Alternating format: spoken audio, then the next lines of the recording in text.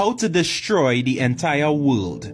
The world is made up of continents, which is made up of countries, made up of states, then cities, villages, communities, which are made up of individual homes or families. So if you want to destroy the world, you start by destroying the human family. Now, God's design of the family is God, who is the foundation and source, the father, who is the provider, protector, and disciplinarian, as well as teacher, the mother, who is the nurturer, caregiver, emotional support, and teacher, and the children, who are the offspring. The children are the future of the world. So the first step in destroying the family is to remove the most important person, God.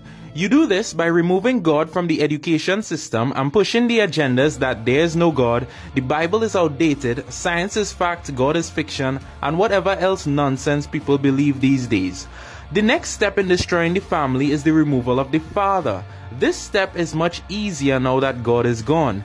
You see, because godless homes produce young adults with a morally corrupt lifestyle. Slack, godless women go about giving up their womb to multiple men outside of marriage. Weak, godless men go about creating children that they have no intention of fathering. This usually results in what we call single-parent households, most of which the mother only remains and the father is excluded.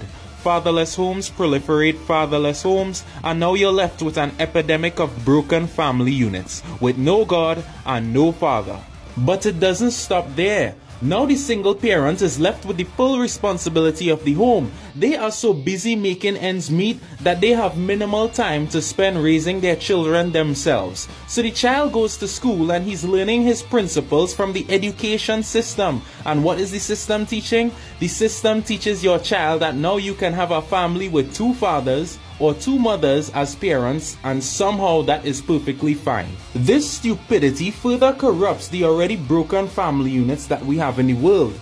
Now you're left with homes that have no God and no father. Some have no mothers, some have two mothers, two fathers. It's a complete mess. Now the result of broken godless homes is that it produces morally weak offspring. Our young men are growing up with no fear of God, no strong sense of integrity and righteousness and godly character.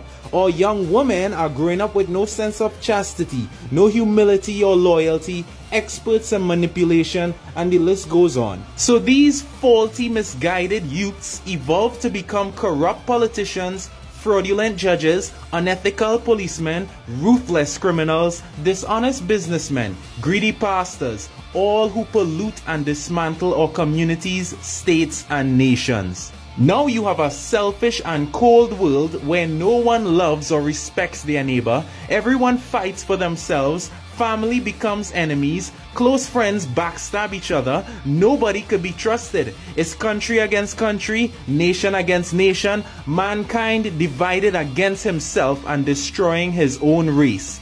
It's only a matter of time before a world like this collapses and self-destructs. And it all begins with the removal of the most important member of the family, God.